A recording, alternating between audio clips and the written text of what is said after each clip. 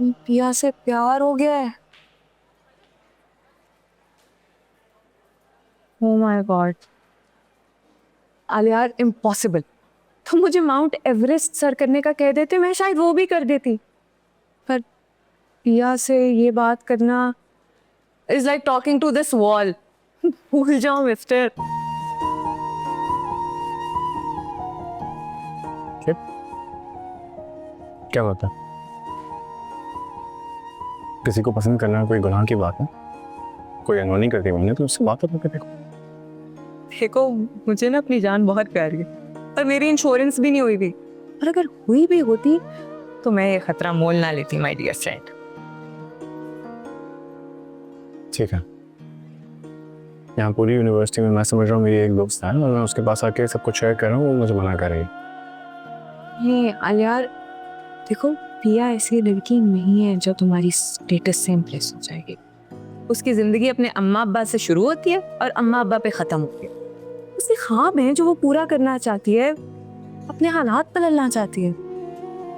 Alright, और तुम्हें क्या लगता है मैं उसको रोक दूंगा?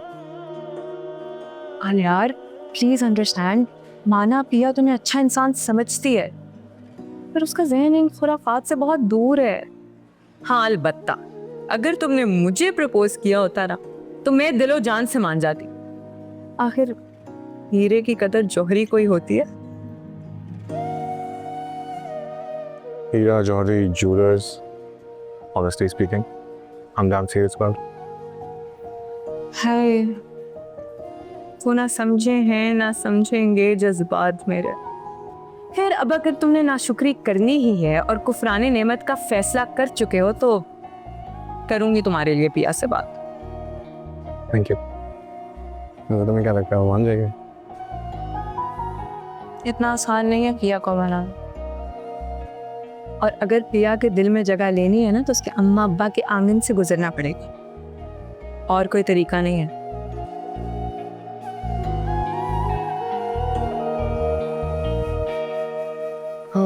अब मुझे बताओ, मुझे इतना बड़ा शौक भी है, नाश्ता कहाँ से करा रहे हो? जहाँ से बोलो। चल है। You want me to get this for you? चलो चलो, let's go.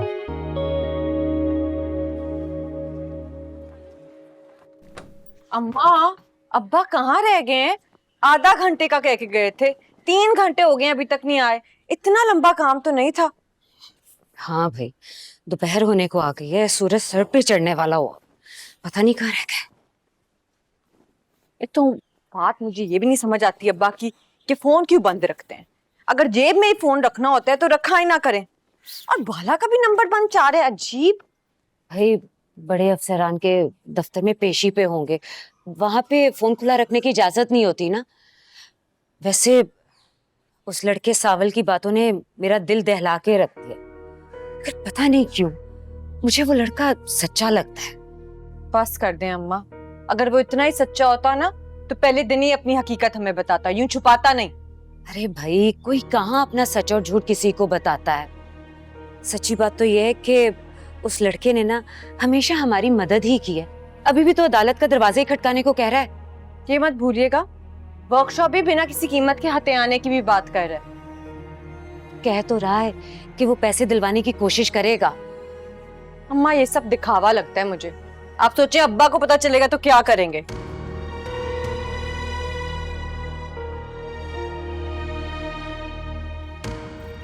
नहीं कहाँ रह गए हैं, आ जाएं बस।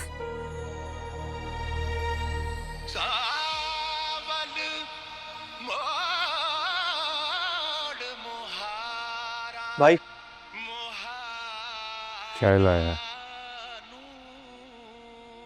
याकते। अच्छा वो सॉरी। हैं? तुम और सॉरी?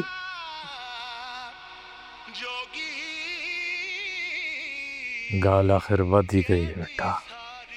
मैंने कहा भी था, पहले ही बता दो सानी जी को। जब भी होता तो यही होता। अच्छा है उसे खुद ही पता चलेगा,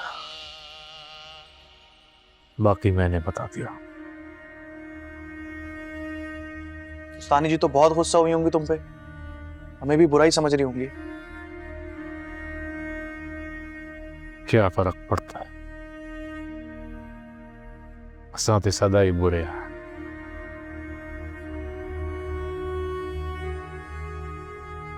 छोड़े काल, वहीद वकील को आज बुला लेना, जरूरी बात करनी है। ठीक है भाई। अच्छा वो शौकी से मैच आज तुम्हारा, याद रखना।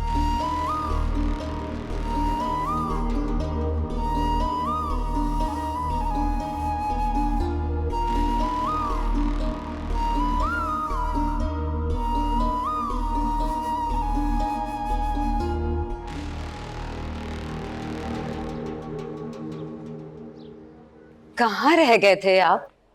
इतनी देर लगा दी आपने, हम हलकान हो गए थे परेशानी से। क्या हो सकिया, सरकारी दफ्तरों में देर सवेर तो हो ही जाती है।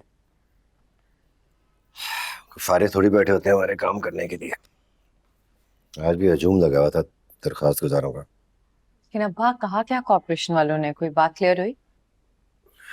दूसरी पार्टी का वकील इतनी देर से आया कि मजिस्ट्रेट ने अगली तारीख दे दी, अगले हफ्ते फिर जाना होगा।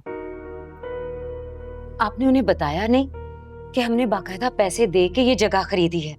अब सबूत हैं हमारे पास, फाइल में रसीदें हैं सारी। सारे कागजात दिखा चुका हूं ज़किया। वो कहते हैं कि जमीन 90 साल की लीज पे है और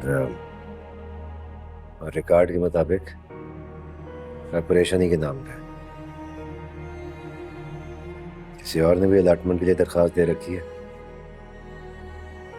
तो ये समझ नहीं आ रहा कि मेरी जमीन के पीछे पड़ क्यों गए भाई। आप ही तो उस दिन कह रहे थे ये बड़े बड़े माफिया गैंग वाले ना जमीनों पे कब्जा किए बगैर जान नहीं छोड़ते। कब्जा ग्रुप पे तो काम ही ये होता है।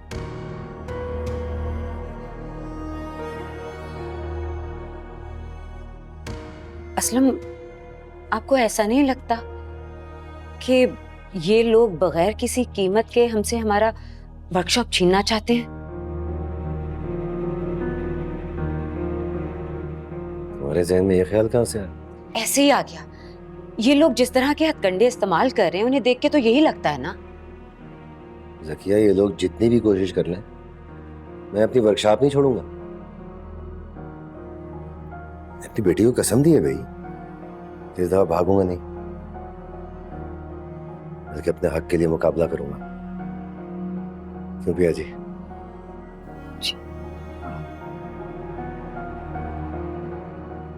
मेरे बाजुओं में भी इतना दम है कि अपनी रोजी रोटी की जगह किसी कब्जा ग्रुप से बचा सकूंगा।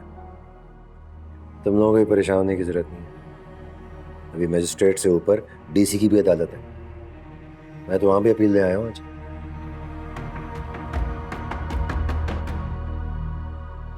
अल्लाह करेगा हमारे हक में फैसला होगा। अब्बा वो दरअसल मैंने दिया, अभी इन बातों को रहने दो। तुम्हारे अब्बा सारे दिन के थके हारे आए हैं, इन्हें भूख लगी होगी, जाओ जाके खाना लगा दो।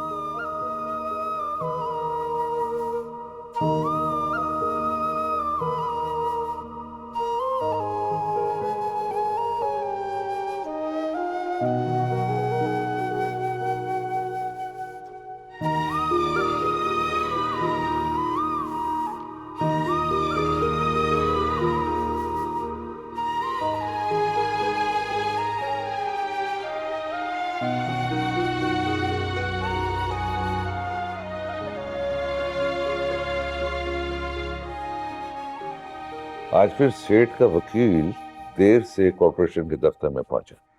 ये अरबे होते हैं दूसरी पार्टी को हिलाने के लिए। ये सब आसाफ की जंग है।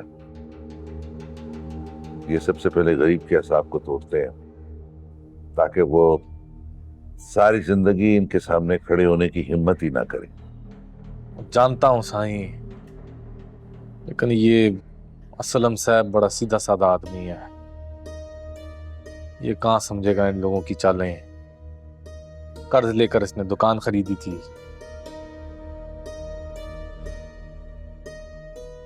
क्या सेठ दोबारा कोई ऑफर नहीं कर सकता? मुश्किल है यानी कि पैसों की आफत कुछ दिनों के लिए होती है, ना माने तो डायरेक्ट कब्जा। ये तुम मुझसे बेहतर जानते हो। सावल, उनको समझाओ। मैंने उनके घर वालों को समझाने की एक कोशिश तो की है अपनी तरफ से। अब देखो क्या नतीजा निकलता है, इंशाल्लाह खैर हो।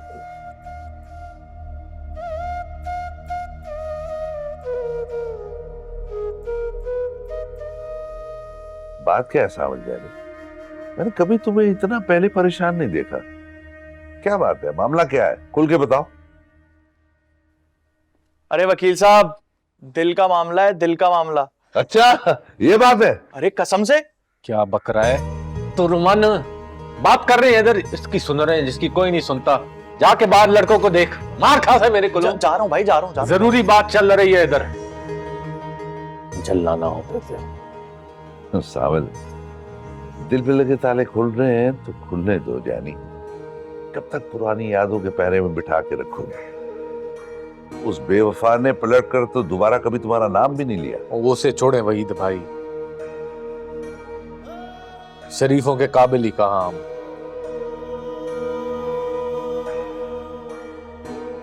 और ये टीपू तो ऐसे बकता रहता है, इसकी बातों पे ध्यान ना दो, मैं झल्ला है। इश्क सावल को रास नहीं आता। मैं उसकी बातों पे यकीन नहीं कर रहा। तुम्हारी आंखों पे ध्यान लगाए हो और तुम्हारी आंखों के रंग तो कुछ और ही बता रहे हैं।